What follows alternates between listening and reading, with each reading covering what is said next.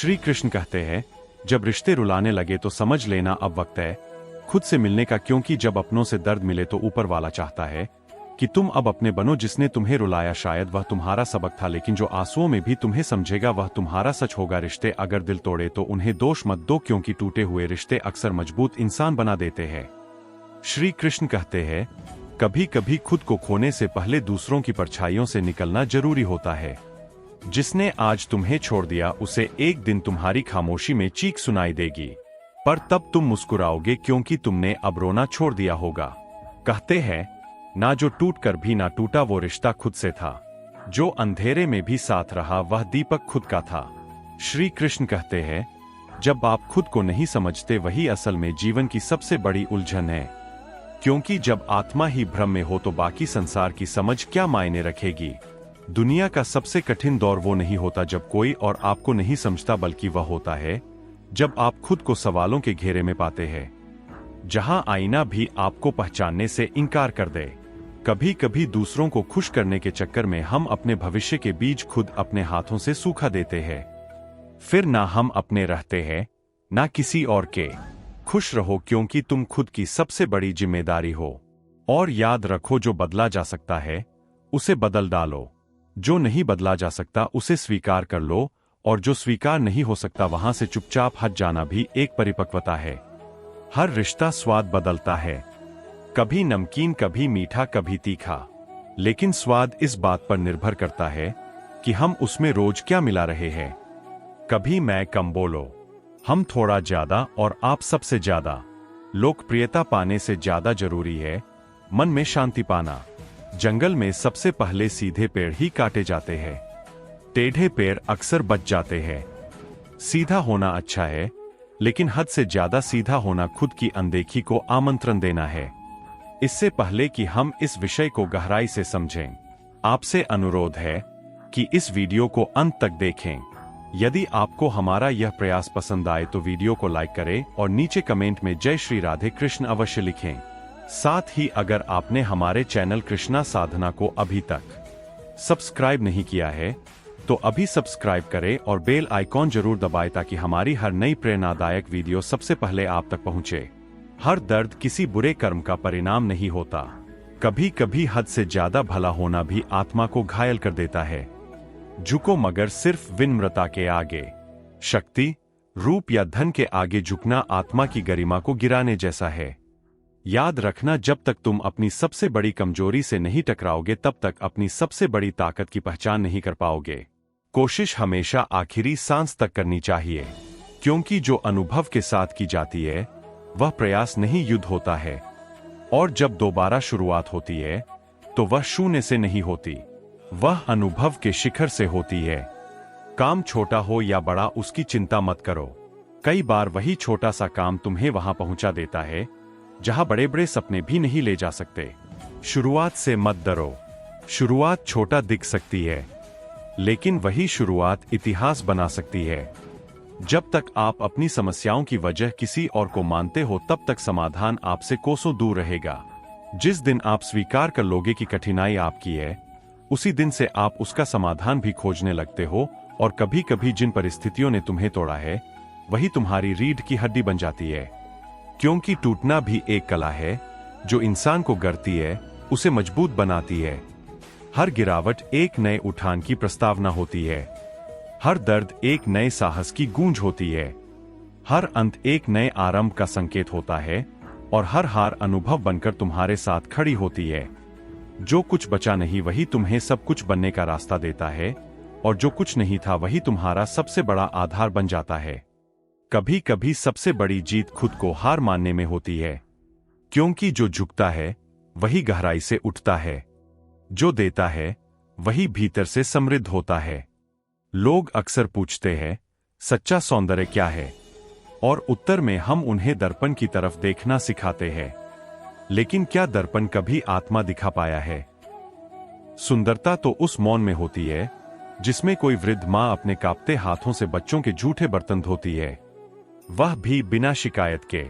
सुंदरता उस मुस्कान में होती है जो किसी टूटे हुए इंसान के चेहरे पर फिर भी सजी रहती है।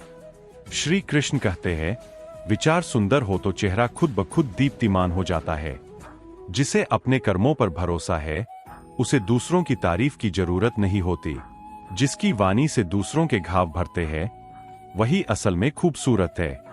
और जो इंसान व्यवहार में सरल है, जो संस्कारों में गहरा है, उसका चरित्र समय की गर्द में भी अमर रह जाता है।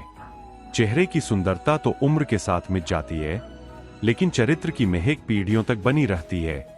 और फिर सवाल उठता है, क्या दुनिया में सच में कोई खुश है? हाँ, वे लोग जो जान चुके हैं कि उम्मीद करना सबसे बड़ी बेबसी है। जिन्हें यह हो गया है कि नदी मीठी इसलिए है क्योंकि वह बहती रहती है, देती रहती है।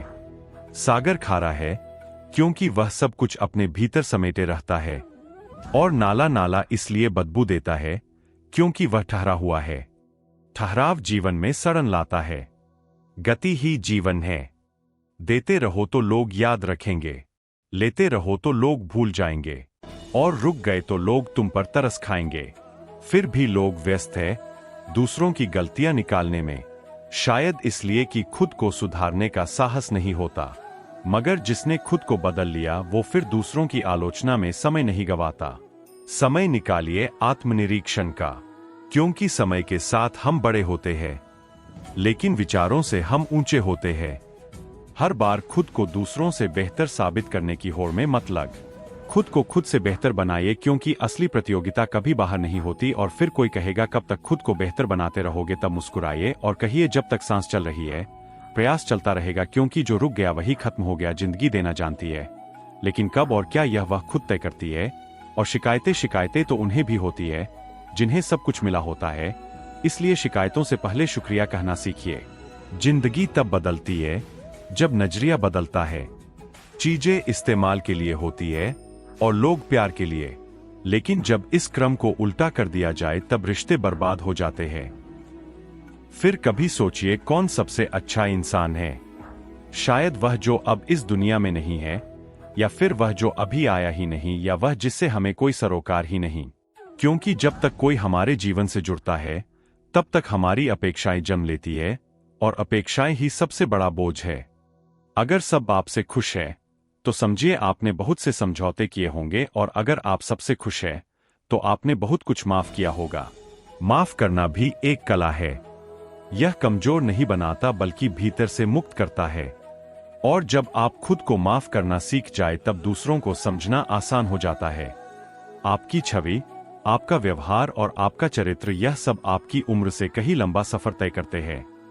आप चले जाएंगे लेकिन आपकी पहचान रह जाएगी। इसलिए सुकून को पाना नहीं बांटना सीखिए, क्योंकि जो सुकून देता है वही सुकून का अधिकारी होता है। सुकून की तलाश में मत भटको बल्कि उसे जियो। दूसरों के दर्द में अपने हिस्से की राहत बांटकर कभी किसी की थकी हुई आंखों में मुस्कान बनकर बस जाओ। तुम्हारी जिंदगी खुद ब खुद खूबसूरत हो जाएगी।